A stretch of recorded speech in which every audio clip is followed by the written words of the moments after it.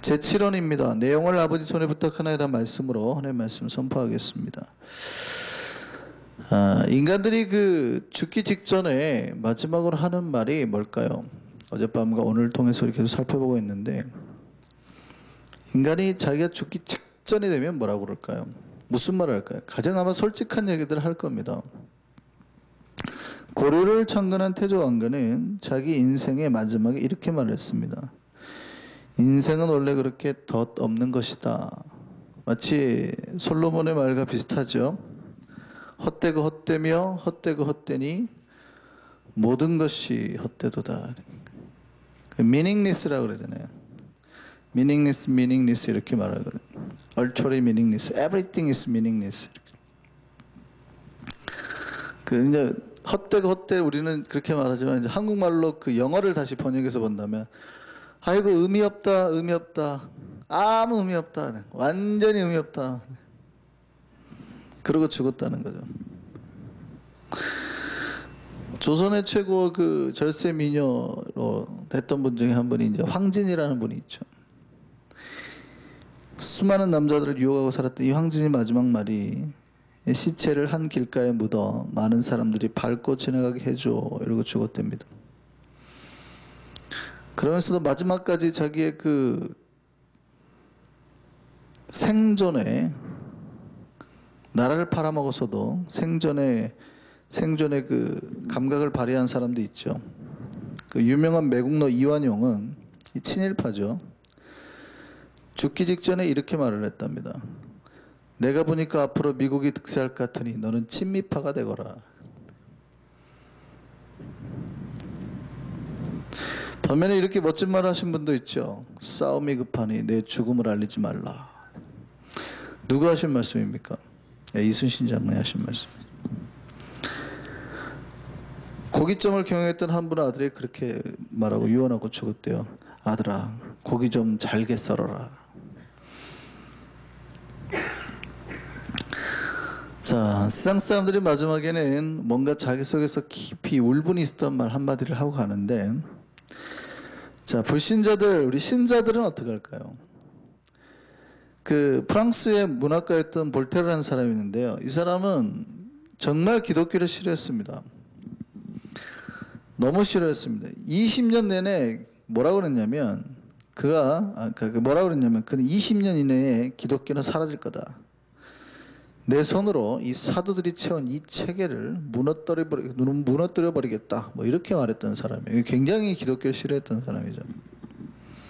근데 이 사람의 그 마지막을 지켜본 의사 트로킴이라는 사람이 이렇게 증언을 했어요. 그 사람이 마지막에 뭐라고 말했냐면, 나는 하나님과 인간에게 버림받았습니다.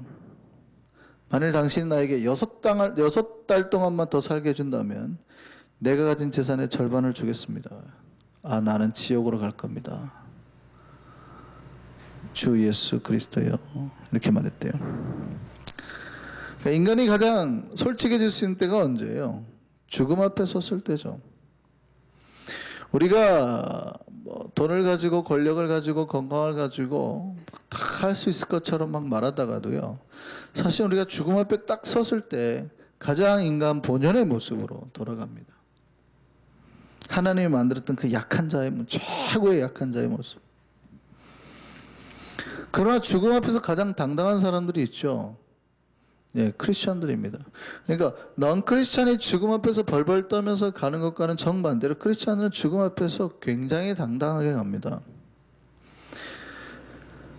신학을 하시는 분들은 다 아실 텐데요. 그 성경 주성의 그 주석가 중에 한 명인데, 매튜 헨리라는 분이 있어요. 영국의 주석가인데, 뭐 신학하신 분들은 다 압니다. 매튜 헨리 주석하면 뭐 완전히 최고 주석 중에 하나인데요. 이분이 마지막에 죽으실 때 이렇게 했어요. 하나님을 섬기고 그분과 교제하며 보낸 삶은 인간이 이 세상에서 누릴 수 있는 가장 만족스러운 삶이다. 자기가 평생 하나님과 교제하면서 살았던 이 삶이 가장 만족스러웠다고요. 가장 행복했대요. 미국의 유명한 그 뭐 설교 때마다 나오는 무디라는 분 있잖아요. 이 무디 부흥사 목사님이 마지막 죽을 때 이렇게 말했어요. 하늘 문이 열리는구나. 땅은 점점 나로부터 멀어지고 있다. 놀라지 말라. 오늘이 바로 나의 대관식 날이다. 이렇게 말했어요. 철로 역정을 쓴 존 버녀는 그렇게 말했습니다. 마지막 이 사람이 병으로 죽었는데요. 그 마지막에 이렇게 말을 했어요. 나를 위해 울지 말고 당신들을 위해 우시오. 나는 우리 주 예수 그리스도의 아버지께로 가오. 의심의 여지 없이 그분은 내가 죄인임에도 불구하고 자신의 축복된 아들의 중보를 통해서 나를 영접해 주실 것이요. 우리 모두가 머지않아 만나 새 노래를 부르고 끝이 없는 세상에서 영원히 행복하게 지내게 될 날을 소망하오. 예수 안에서 살았던 사람의 마지막은 다 이렇게 복되고 소망이 넘치고 기쁨이 넘쳐 죽었다고요. 이게 하나님을 아버지로 믿는 자들, 예수를 주로 고백하는 자들의 마지막 외침입니다. 우리에게도 이런 담대한 신자의 외침이 있기를 소망합니다. 죽을 때 그래서 이거는 개인적인 겁니다. 제가 장례를 많이 치렀다 그랬잖아요. 제가 굉장히 장례를 많이 치렀다 그랬잖아요. 그 마지막 죽는 모습을 보면 어떤 분들은 보기도 하고 어떤 분은 못 보기도 하는데, 그 진짜 어떤 분은 이제 그분이 이제 죽기 직전까지 알코올로 죽으셨는데요. 딱 보면 눈이 하얗게 뒤집어지고요. 벌벌벌 떨다가 이렇게 가세요. 근데 신자였던 분들은요, 대부분 가실 때 정말 평안하게 가십니다. 죽음 앞에서 굉장히 평안하게 가세요. 가족들이 이제 저를 부르죠. 목사님 아무래도 기도해 주셔야 될 것 같습니다. 그러면 갑니다. 그러면 분위기 자체가 굉장히 고요합니다. 은혜롭습니다. 가족들 모여서 기도하는데요, 얼굴에 비해서 평화가 싹 깃들어요. 병으로, 암으로 돌아가신 분들도 대부분 그러시더라고요. 살은 빠지고 막 이렇게 했는데 대부분 편하세요. 이게 신자들이 가지는 능력 아닙니까? 우리 예수님이 자기의 죽음 앞에서 마지막으로 하신 말씀입니다. 예수님이 자기 죽음 직전에 하신 마지막 말씀은 뭔지 한번 보시죠. 오늘 본문입니다. 예수님 뭐라고 그래요? 내 영혼을 아버지 손에 부탁하나이다. 이렇게 하죠. 오늘 본문이에요. 내 영혼을 아버지 손에 부탁하나이다. 사실은 이 본문 말씀만 보면 조금 불안해 보이기도 하는 말씀입니다. 주님, 아버지 내 영혼을 부탁합니다. 뭐 이런 것 같으니까. 그런데 우리가 앞에서 쭉 살펴봤듯이 예수님이 십자가에서 하셨던 말씀들은 다 본인이 메시아임을 증명하는 말씀이라고 그랬잖아요. 엘리 엘리 라마 사박다니도 사실은 왜 나를 버리셨습니까에 대한 의문에 찬 질문이 아니라 다윗이 드디어 메시아를 선포하기로 한 그 시편 22편의 첫 시작이라고요. 그러니까 예수가 그렇게 순환당할 거에 대한 그거예요. 다 시편 말씀을 예수님이 십자가에서 하시는 거거든요. 오늘 본문도 마찬가지입니다. 사실은 이 본문도 예수님이 아버지 앞에 뭔가 불안해서 하는 게 아니라 마지막 다윗의 예언이 이루어졌담을 말씀하시는 거예요. 시편 31편 5절 말씀 보시죠. 같이 읽겠습니다. 내가 나의 영을 주의 손에 부탁하나이다. 딱 그 말씀이죠. 그러니까 예수님이 가상 7원에서 하신 그 뒤에 후반부의 말씀들은 다 메시아로서의 그 말씀들을 하고 가시는 거예요. 사실은 메시아로서의 말씀.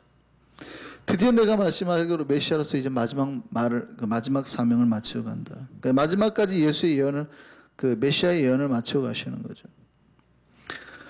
그런데도 불구하고 오늘 본문은 사실 앞에 있던 말씀들도 마찬가지지만 그 단지 그 예언의 실현뿐만 아니라 그 말씀의 성취와 함께 아버지께 자기 영혼을 부탁하는 게 분명합니다. 그러니까 내가 목이 마르다 그에게는 진짜로 목이 마른 우리들을 위한 목마름을 대신 가신 거거든요.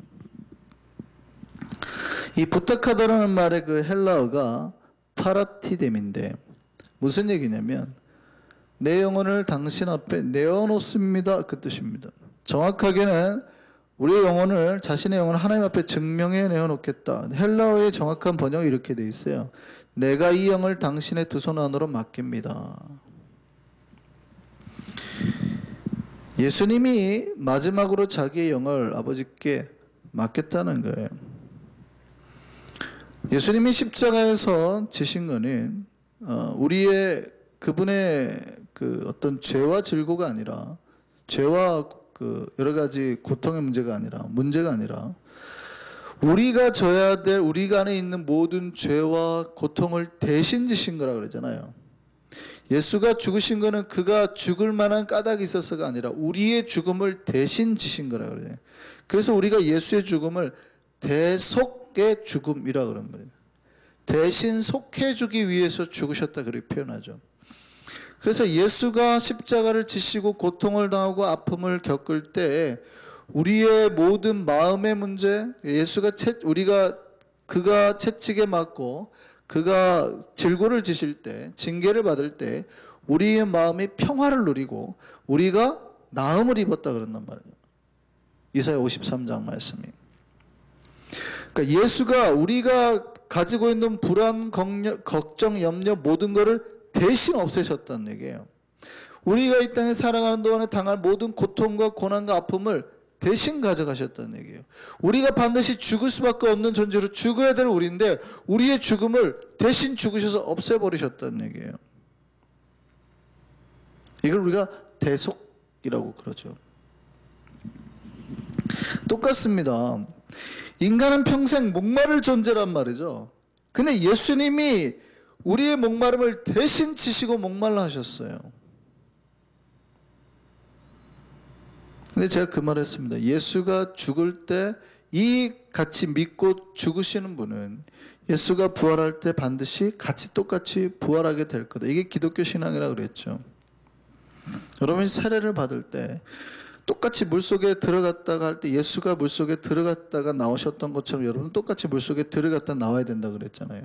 그러니까 죽어야 된다 그랬어요. 완전히 죽어야 된다 그랬어요. 죽은 자는 예수님 물에서 나올 때 똑같이 나오는 거예요. 살아나는 거예요. 이게 기독교 신앙의 비밀이에요.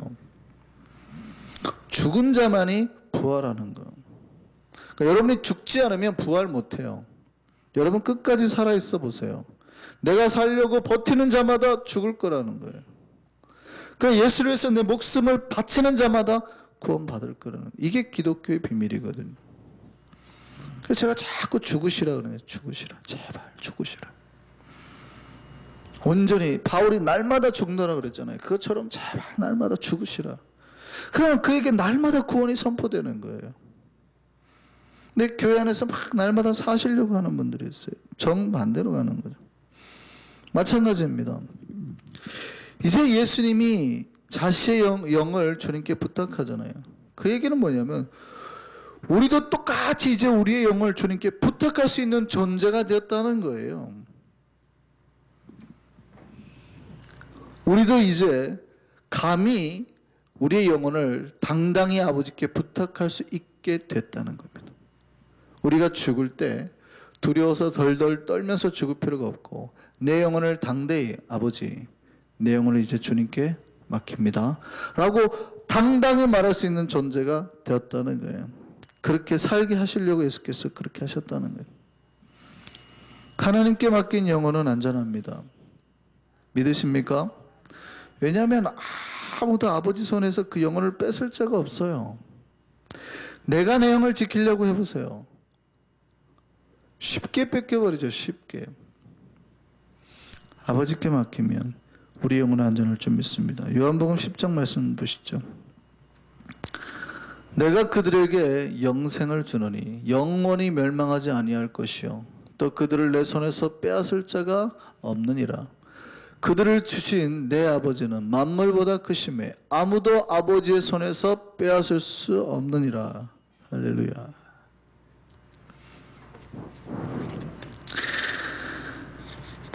우리의 영혼을 아버지께 맡기면 우리는 완벽한 그 평안과 안식을 누릴 수 있게 되는 겁니다.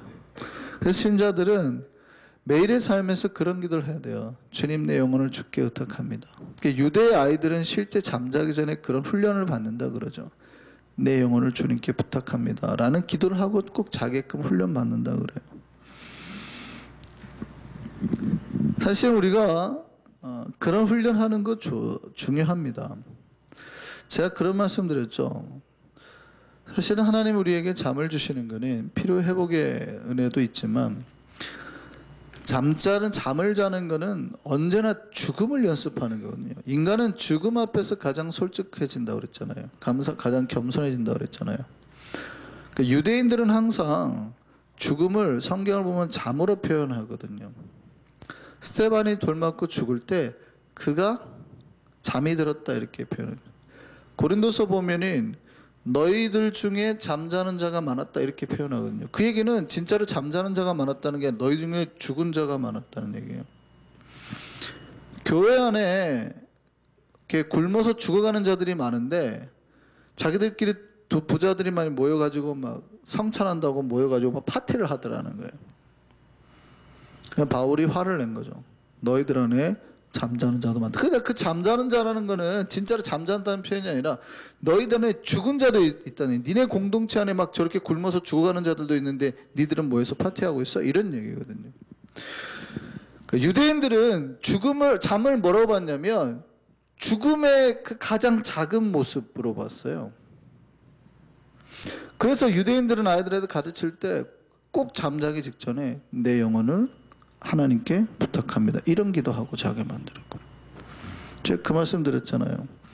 여러분이 새벽에 일어날 때 감사할 것은 여러분이 잠잘 때 눈을 감고 이렇게 주무셨는데 못 뜨면 바로 주님 앞에 서 있는 거라니까요. 그 죽음에 우리는 매일 죽음을 연습하는 거예요.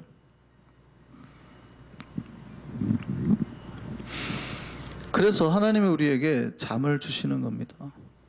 매일 주님 앞에서는 겸손한 훈련을 하라고. 그러니까 여러분 잠자기 직전에 기도하고 주무세요. 자신의 영혼을 하나님께 맡기는 기도하면서. 자신의 영혼을 하나님께 맡길 수 있는 사람에게 죽음은 아름다운 겁니다. 왜냐하면 그 죽음이 끝이 아니기 때문에. 가장 겸손한 인간 본연의 모습으로 돌아가는 장면이거든요. 오늘 본문의 예수님의 이 기도는 신자들이 죽음 앞에서, 죽음 직전에 해야 할 담대한 믿음의 표본이 되었습니다. 그래서 예수의 길을 따르는 제자들은 마지막 죽을 때 똑같이 이 기도했어요. 스데반이 돌 맞아 죽으면서 뭐라고 기도했어요? 사도행전 7장 말씀 보시죠. 그들이 돌로 스데반을 치니 스데반이 부르짖어 이르되 주 예수여 내 영혼을 받으시옵소서. 똑같이. 이것이 예수 그리스도를 따르는 자들의 모본입니다. 왜냐하면 예수께서 마지막 죽음 앞에 그렇게 아버지께 자기 영혼을 의탁하셨고, 그렇기 때문에 예수를 따르는 모든 신자는 이제 담대히 하나님께 우리 영혼을 부탁할 수 있는 자격이 주어졌기 때문에요. 죽음은 우리 인생의 가장 큰 충격이지만 가장 큰 교훈이기도 합니다. 이솝우화에 이런 이야기가 있어요. 사자, 당나귀, 여우가 있는데 셋이서 힘을 합쳐서 사냥을 했어요. 사냥한 거를 이제 나누려고 하는데 사자가 당나귀한테 그러죠. 야, 공평하게 나눠봐. 그때 당나귀가 셋 나눴어요. 그때 사자가 화가 나가지고 당나귀를 확 잡아먹어 버렸어요. 그리고 사자 여우한테 말합니다. 야, 네가 다시 나눠봐. 그때 여우가 거의 대부분을 사자한테 다 주고 자기는 정말 조그만 끝에 가졌어요. 그제서야 사자가 뭐라 그러냐면 흡족하게 공평하다 그래요. 그리고 사자가 여우에게 질문합니다. 야, 너는 어떻게 이런 지혜를 가졌니? 근데 여우가 대답하는 게 이렇게 말해요. 어떻게 하기는 뭘, 당나귀가 죽는 걸 보고 알았지. 죽음이 눈앞에 있을 때, 인간도 마찬가지입니다. 죽음이 눈앞에 있을 때 인간은 비로소 인생의 가장 큰 지혜를 배웁니다. 자기가 죽을 수밖에 없는 존재임을 깨달을 때 가장 겸손해지는 거예요. 우리가 지난번에 창세기 에노스를 가지고 제가 말씀을 드린 적이 있고 배운 적이 있습니다. 이 에노스 때에 성경은 비로소 인간들이 하나님의 이름을 불렀다 그랬습니다. 그 전까지 하나님을 떠나 살던 인간들이 에노스 때 비로소 하나님의 이름을 불렀다 그러거든요. 근데 에노스의 뜻이 뭐예요? 죽을 수밖에 없는 존재예요. 인간이 죽음을 직시하고 죽음을 깨달을 때 비로소 하나님에 대한 지혜의 눈이 열리더라는 거예요. 지금 우리는 인류 역사의 가장 위대하고 아름다운 죽음 앞에 서 있습니다. 예수의 죽음 앞에 서 있습니다. 이 죽음이 우리 영혼과 몸을 살리는 가장 중요한 계기가 되는 그 죽음 되기를 소망합니다. 그 예수의 마지막 외침이 우리의 외침 되기를 바랍니다. 그 죽음에 똑같이 내가 동참을 할 때에 예수가 마지막 외쳤던 그 외침이 내 외침이 될 수 있다고요. 내가 담대히 주님 앞에, 아버지 앞에 우리 영혼을 부탁할 수 있다라고 말할 수 있는 자가 된다고요. 우리의 마지막 날에 우리가 아버지께 우리 영혼을 위탁할 수 있는 담대한 믿음의 아들들 되기를 소망합니다. 우리 이 아침에 이 소망의 말씀을 붙들고 함께 기도하기를 바랍니다.